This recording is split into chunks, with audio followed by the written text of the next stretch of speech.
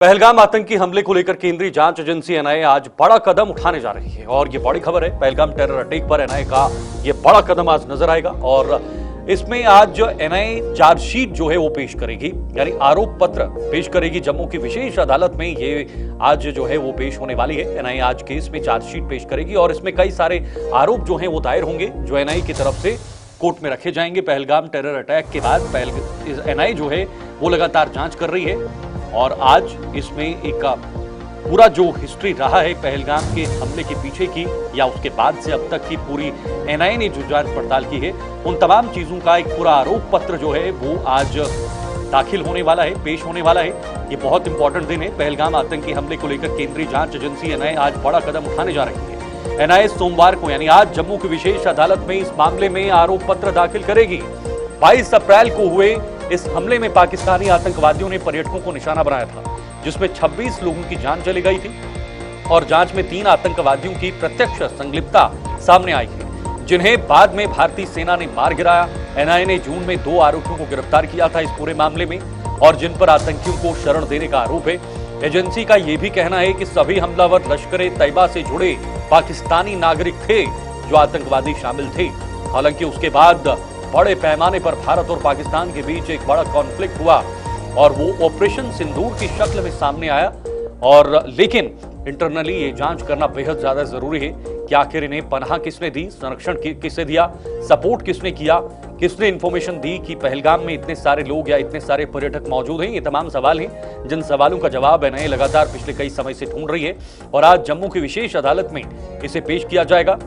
एक पूरा चार्जशीट, एक पूरा आरोप पत्र जो है इसको लेकर आज पेश किए जाना है, जिस पर सबकी निगाहें रहेंगी कि खास तौर पर एनआईए ने जो इस जांच पड़ताल को आगे बढ़ाया है, क्योंकि पहलगाम हमले के तुरंत बाद ही गृह मंत्री अमित शाह जब वहां पर पहुंचे तो उसके बाद गृह मंत्रालय की तरफ से इस जांच को एनआईए को सौंप दिया गया।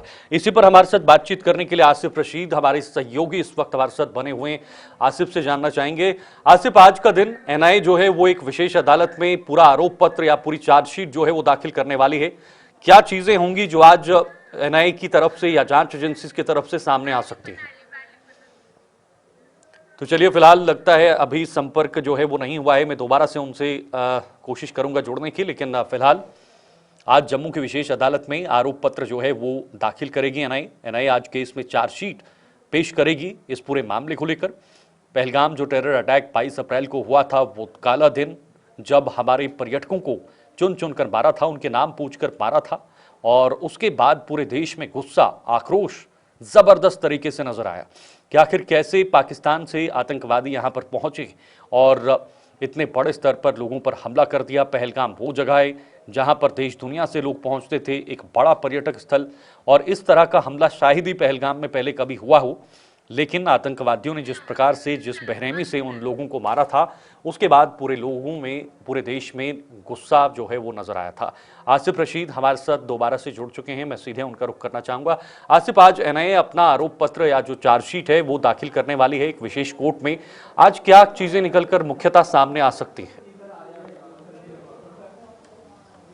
देखिए, 2-3 चीज़ें बड़ी इंपॉर्टेंट हैं। 176 या 177 दिन आज कंप्लीट होने जा रहे हैं उस हमले को 22 तारीख के दोपहर 2:30 बजे के आसपास जो बाईसरन घाटी में हुआ था। और आज जब आरोप पत्र दायर किया जा रहा है जम्मू में एनआईए कोर्ट में, तो सबकी नजरें इस बात पर भी हैं कि केवल अभी तक जांच के नाम पर कुछ लोगों की गिरफ्तारी हुई या फिर इसमें एविडेंसेस भी कलेक्ट किए गए हैं। तो बड़ी बात यह है कि चार्जशीट में आज एनआईए की तरफ से, जिसको सिर्फ 24 घंटों के भीतर ही मामला सौंप दिया गया था, और आपको याद भी होगा कि 22 अप्रैल को जब कश्मीर घाटी के अंदर दक्षिण कश्मीर में यह घटना हुई, 26 लोगों को मारा गया, तो उसके बाद गृह मंत्री जम्मू कश्मीर पहुंचे थे, एनआईए के अधिकारी जम्मू कश्मीर में मौजूद थे और गृह मंत्री के दौरे से पहले 4:30 बजे के आसपास एनआईए की टीम जम्मू कश्मीर पहुंची थी। यानी आधिकारिक रूप से एनआईए ने पूरी जांच का जिम्मा उसी समय अपने सर ले लिया था। इस जिम्मेदारी को निभाते हुए एनआईए की तरफ से जो सबसे पहला यह प्रक्रिया, कानूनी प्रक्रिया जो रहती है, उसका पहला पड़ाव आज कंप्लीट होने जा रहा है और अब तक इन 176 दिनों के दौरान जो डिजिटल एविडेंसेस, जो जितने भी शवाहिद, जितने भी अभी तक प्रमाण एजेंसी के हाथ लगा है और गिरफ्तारियां अब तक जो हुई हैं, इसमें फॉरेंसिक जांच के सारे एविडेंसेस भी मौजूद हैं, जिसमें मेडिकल टीमों की तरफ से एविडेंसेस कलेक्ट किए गए हैं, वो भी एनआईए के सामने आज चार्जशीट का हिस्सा बनकर, यानी इसका मतलब यह है कि अभी तक जो कार्रवाई आप देख रहे थे फिजिकली हो रही थी, वो लीगली आज पहले पड़ाव में दाखिल होने जा रही है और थोड़ी देर में तमाम तैयारियां जम्मू कोर्ट के अंदर एनआईए कोर्ट में इस समय कर ली गई हैं। सुरक्षा का एक पूरा तंत्र यहां मजबूती के साथ खड़ा है। इस बीच तमाम जो जितने भी अभी तक कलेक्शंस हुई हैं वो सारी आज पेश कर दी जाएंगी स्पेशल कोर्ट के सामने। दूसरी बड़ी बात यह है कि 176 दिनों के दौरान आपको याद होगा कि जुलाई का महीना था जब संसद का सत्र शुरू हुआ, तो सत्र से कुछ घंटे पहले श्रीनगर के अंदर एक कार्रवाई हुई, ऑपरेशन महादेव, श्रीनगर के पहाड़ी इलाके के अंदर। वहां पर 3 आतंकियों के मारे जाने की पुष्टि उस समय गृह मंत्रालय की तरफ से भी की गई थी। ऑपरेशन महादेव में वो आतंकी मारे गए जिन्होंने पहलगाम घटना को अंजाम दिया, जो उस वक्त बताया गया था। लेकिन उनसे वो राइफल्स, वो सारे सामान, उनसे जितनी भी सामग्री पकड़ी गई थी, वो सब लेकर वो फॉरेंसिक में भेजा गया था। तो इसलिए आज इस इन्वेस्टिगेशन के 2 पार्ट है। एक तो ये चार्जशीट में मेंशन किया जाएगा कि जिन लोगों की गिरफ्तारियां हुई हैं उनसे क्या एविडेंसेस मिले हैं, प्लस लॉजिस्टिक सपोर्ट जिन लोगों ने प्रोवाइड किया आतंकियों को रखने में, खाने पीने में, जगह बताने में। ये डाइल्यूशन ऐसी है जो आप देख रहे हैं, टोपोग्राफी बिल्कुल डिफरेंट है, जहां पर सुरक्षा तंत्र तोड़कर पहुंचने वाली बात है, वहां तक आतंकियों को, इन 3 से 4 लोगों के ग्रुप को किसने पहुंचाया। बिल्कुल आसिफ, सबसे बड़ा सवाल यही है क्योंकि आप कागजी कार्रवाई, क्योंकि प्रत्यक्ष रूप से हमें यह जानकारी है कि पाकिस्तान की तरफ से ये हमलावर आए थे, आतंकवादी पहुंचे थे और पहलगाम में आकर उन्होंने आतंकी हमला किया। जाहिर सी बात है इसके पास पाकिस्तान इसके पीछे है और पाकिस्तान में बैठे वो तमाम आतंकवादी या आतंकवादियों के संगठन बैठे हैं, उन्होंने ये सब करवाया। लेकिन सबसे बड़ा सवाल पाकिस्तान से यहां तक या पहलगाम तक पहुंचना, वहां पर किन किन लोगों की तरफ से सहायता मुहैया करवाना, कैसे कैसे सपोर्ट करना, चाहे वो फिर फंड के जरिए हो या बाकी अन्य चीजें हो, ये तमाम चीजें हैं जो सपोर्ट उन्हें मिला है और उस वजह से वो पहलगाम तक पहुंचे हैं।